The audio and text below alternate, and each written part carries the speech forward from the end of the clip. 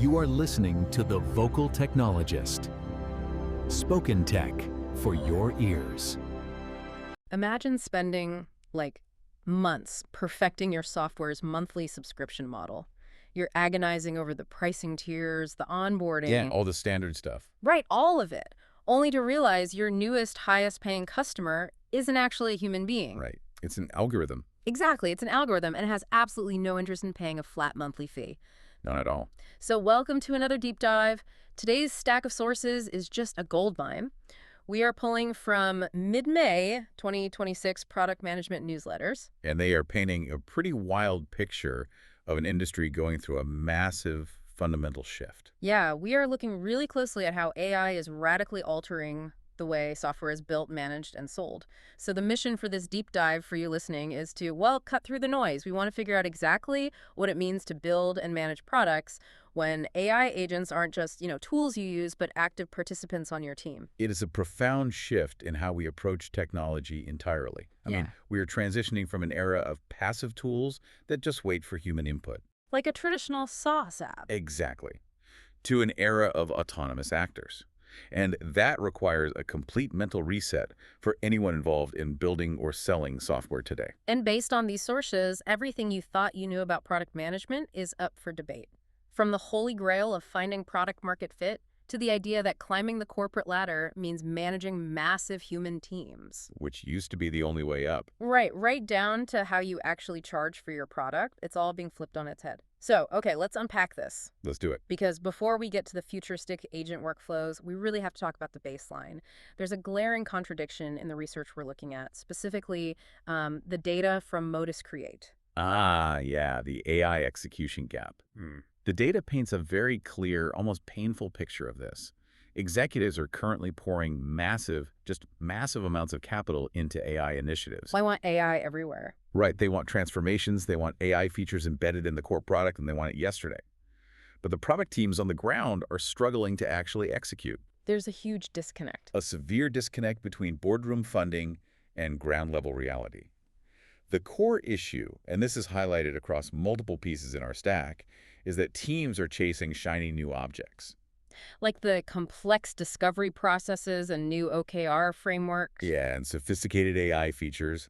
But they're doing all of this before they have fixed their basic delivery mechanics. It's like trying to install a supersonic jet engine on a car that has flat tires. That is a perfect way to look at it. I mean, if you can't ship your current product quickly and reliably, adding AI into the mix isn't going to give you liftoff. It just ensures you crash into the wall faster. Yeah, exactly. If you have a fundamentally broken delivery mechanism, AI is just going to amplify the dysfunction. Right. When teams can't ship reliably, everything else in the organization becomes slower, weaker, and incredibly hard to trust. And the sources point to a very specific leading indicator for this kind of foundational rot. Which is aging work. Aging work, yes. Old work hiding in backlogs, lingering on roadmaps, and festering in defect trackers. The tasks that just sit there, gathering dust in the corners of Jira. We all know those tickets. When work just sits there, aging, it drastically increases your WIP, your work in progress. And from a systems thinking perspective, high WIP is the ultimate enemy of flow. Because you're constantly context switching. Exactly. It forces context switching, it drains the team's cognitive load, and it slows the entire system down to a crawl. You simply have to clear the pipes before you try to pump high-pressure water through them. But let's assume a team actually does the hard work. They clear the pipes, they fix their delivery. The sources note that when you introduce AI coding agents into a healthy, high-functioning system, the timeline doesn't just speed up, it completely collapses. It really does. There's a piece in our stack literally titled The Death of the Roadmap, because these AI agents are taking what used to be months of scheduled cross-functional roadmap work and shrinking it into a few days. The acceleration is staggering.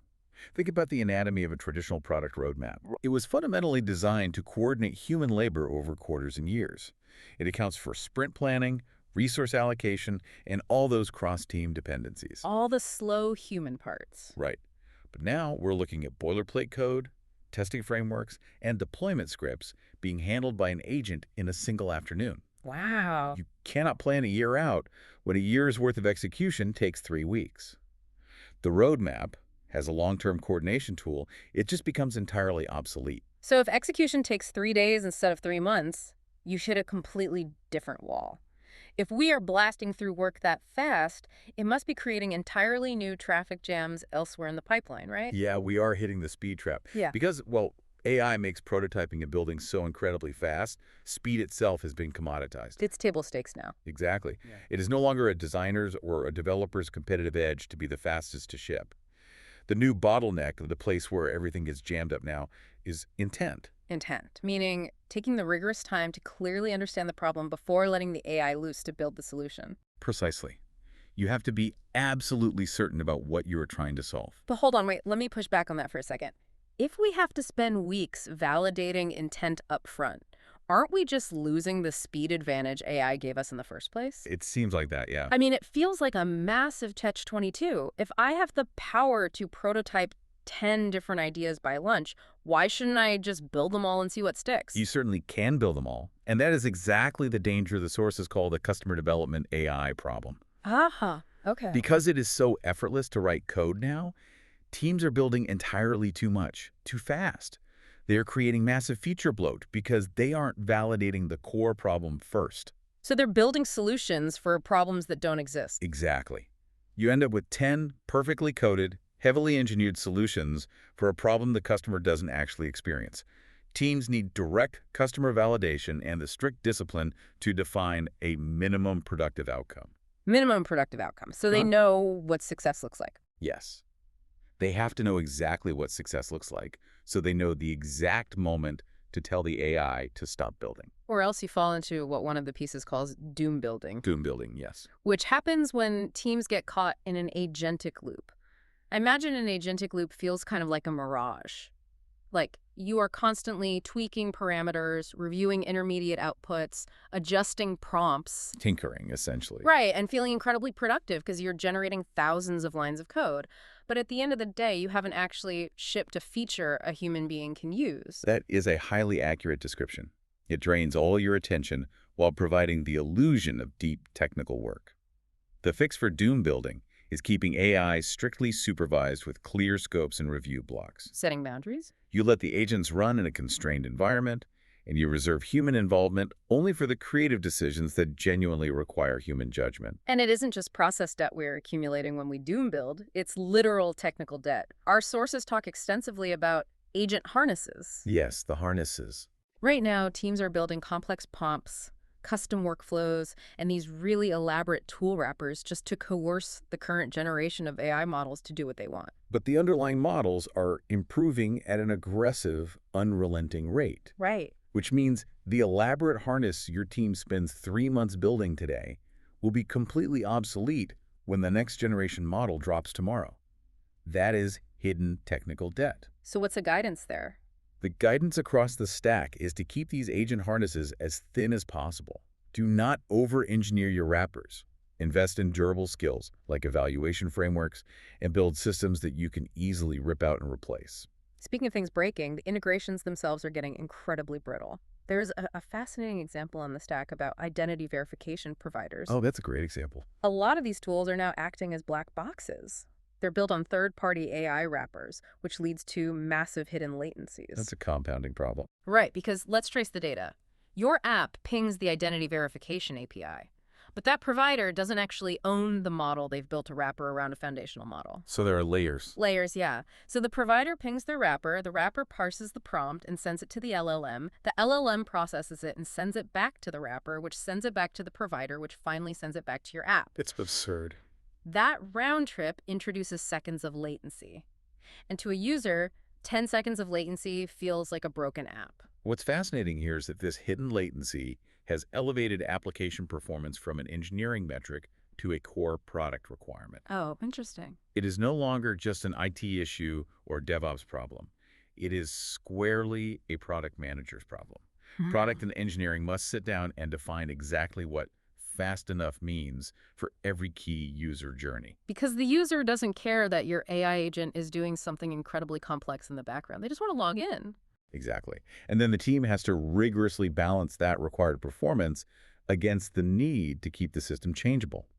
If you hard code everything for speed, you can't adapt when the AI models update. It is a very delicate tightrope. Okay, so if the tools have fundamentally changed, if the speed of execution has collapsed, and the bottlenecks have shifted from execution to intent and performance, the people actually doing the work have to adapt. Absolutely. Which brings us to the evolution of the product manager. The role is experiencing a massive identity crisis right now. The sources observed that over the last few years, product management became heavily diluted. How so? There was rampant overhiring, layers of bureaucracy were added, and PMs found themselves moving further and further away from actual customers. Yeah. They essentially became Jira ticket shufflers. Managing internal alignment rather than building product. Exactly. But the AI era is pushing back. We are seeing the rise of the high-impact individual contributor, the IC. One of the sources states it plainly, IC work is the new career flex. Historically, the only way to increase your impact, and your compensation for that matter, was to move into management. You had to manage a team of 5, then a department of 20. Climb the ladder. Right. But AI has fundamentally altered the leverage of a single individual because AI allows a senior, hands-on PM to build, test, and ship work end-to-end all by themselves. So managing a team is now just a choice. Exactly. It's not the only path to influence. High-impact individual contributors are driving major business outcomes entirely on their own, acting as a small, tight unit, amplifying their product judgment with unlimited execution power. I mean, think about your own career for a second if you're listening to this. How much of your day is spent managing people, dealing with internal politics, and sitting in alignment meetings versus actually building? Probably not enough time building. Right. What if you could orchestrate a team of AI agents instead of a team of humans? And that orchestration is becoming incredibly sophisticated. We are moving far beyond the era of the simple AI coding assistant where you just ask a chatbot to write a single function in a web browser.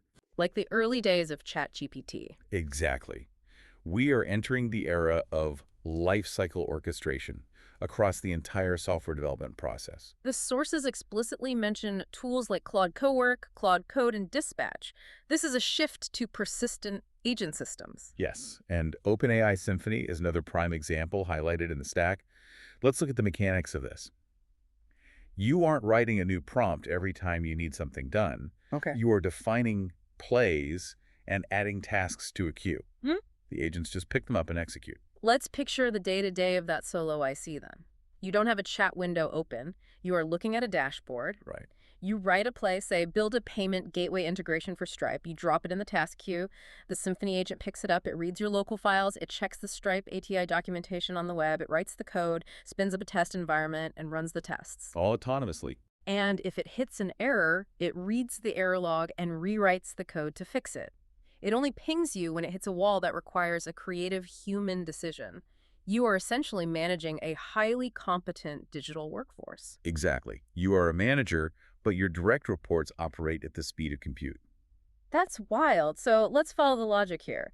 If a solo developer can spin up a fully functioning, complex feature in 3 days using an agent task queue, your competitors can too. Right. The barrier to entry is gone. And if anyone can clone your app's core functionality in a weekend, how do you actually charge money for it? This is where the business survival aspect of our sources comes in. The rules of the business are changing just as fast as the technology. And perhaps the most jarring realization in these sources is that in the AI era, product market fit is actually a trap. Okay, here's where it gets really interesting. Because product market fit, or PMF, has been the absolute holy grail of the tech industry for decades. Since the beginning, yeah. You find TMF, you scale a sales team, and you win. How can it possibly be a trap? Because PMF assumes a static market. It assumes that once you find the fit, you can lock it in, standardize your processes, and just optimize your margins. Coast a little bit. Right. But in the AI era, customer expectations are changing entirely too rapidly. What was considered a magical premium feature yesterday is standard table stakes today. Because everyone else built it in 3 days. Exactly. If you over-optimize your company around what worked last quarter, you become rigid. Winning teams have to stay incredibly lean, and they must be willing to aggressively replace their own product before the market moves past them. Wow. If you cling to your current PMF, an agile competitor with a team of AI agents will invent the next paradigm and wipe you out. And because the product is constantly shifting, the way you monetize it has to shift as well. The sources detail the rise of the agentic buyer, which is driving a massive move away from standard monthly recurring revenue. MRR is dying. I mean, a flat $20 a month subscription makes absolutely no sense if an AI agent is doing the work of 10 people one month and executing 0 tasks the next. Right. Monetization now requires a real-time value exchange. The sources point to live pricing strategies from companies like Clay, Figma, and Posthoc. When you are designing platform-level monetization for agent at scale, you have to charge based on the actual value being generated or the specific compute being consumed in real time. So, usage-based, but on steroids. Basically, the flat monthly fee is a relic of an era where software just sat there waiting for humans to click buttons. Because if you don't track the compute, you will go bankrupt. Which brings up a metric that was completely new to me in these sources, the inference efficiency ratio. Oh, this is crucial. AI margins are literally being eaten alive by inference costs. Yeah. Every time you send a prompt, every time an agent runs a task in that queue, it costs tokens. Tokens cost compute, and compute costs you money. It is a highly variable cost structure. Right. And traditional FOS metrics, like customer acquisition cost or lifetime value, simply cannot spot this problem quickly enough. They were designed for fixed server costs, not highly unpredictable marginal costs. So as you measure it? Teams now have to measure their AI revenue directly against their token spend. If a feature generates $100 in value but costs $110 in tokens to execute, you are bleeding cash with every click. How do teams actually protect those margins practically? Like, what do they do? Through rigorous routing and caching. You don't need to send every simple user query to the most massive, expensive foundational model. You don't need GPT-4 for everything. Right. You use a router to send basic queries to a smaller, cheaper model, and only escalate to the expensive model when the complexity actually requires it. And you aggressively cache previous answers, so you aren't paying the inference cost to compute the exact same response twice. You need strict launch gates to ensure these protections are in place before a feature goes live. And it isn't just the product teams sweating over this math. The massive foundation labs building these models are facing what the sources call their Omaha Judgment Day. Yes, the Yes. Omaha Judgment Day. Meaning Warren Buffett's Omaha. The inevitable shift from Silicon Valley hype to actual cash flow fundamentals. The foundation labs have to prove that they can be durable, cash-generating businesses. They can't just burn cash forever. Right. Up until now, they've been capital-hungry, revolutionary bets fueled by venture capital. But eventually, the math has to work. They have to prove their inference costs are lower than their revenue. The math always comes due. The companies that survive will be the ones that understand how to distribute, price, and govern this technology effectively. Speaking of distribution, we have to touch on visibility, because how people find your product is basically splitting in two.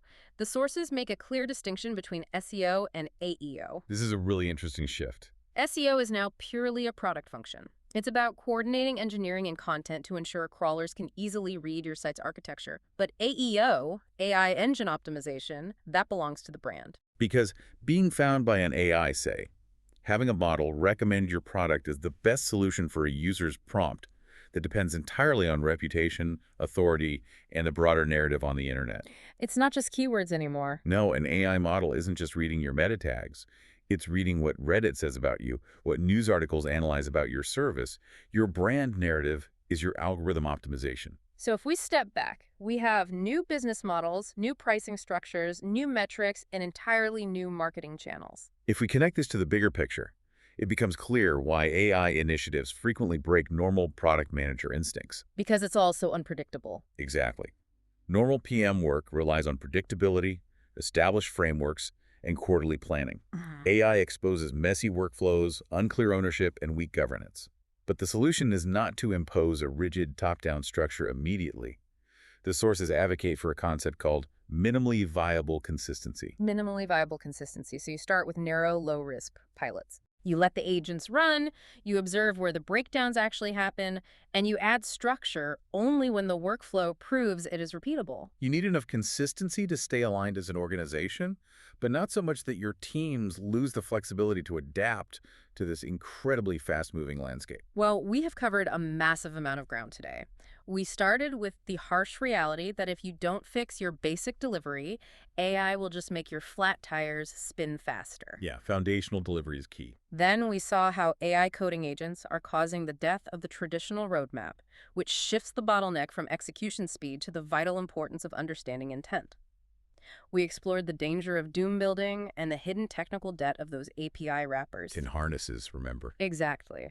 We looked at how the PM career path is being completely redefined, with the high-impact individual contributor orchestrating an army of persistent AI agents using tools like Symphony and Dispatch. And finally, we threw out the old playbooks for product market fit and flat monthly subscriptions just to survive the brutal token-eating economics of inference costs. It is a completely new paradigm. The floor has dropped out and the ceiling has been removed. So what does this all mean for you? Well, we've spent this entire time talking about agents doing skilled work and how agentic buyers are changing how we charge for software. But think about this. If AI agents are the ones consuming the data, if they are the ones making the decisions, and if they're even the ones evaluating and buying the subscriptions, Yeah. how long until you stop building user interfaces altogether? In 5 years, your primary user might not have eyes, and they certainly won't use a mouse. Are you prepared to build products where the customer is an algorithm? Wow. And that is a brilliant place to leave it for today. Thank you for joining us on this deep dive. Keep questioning the changes around you. Keep looking for the real intent behind the speed, and we'll see you next time.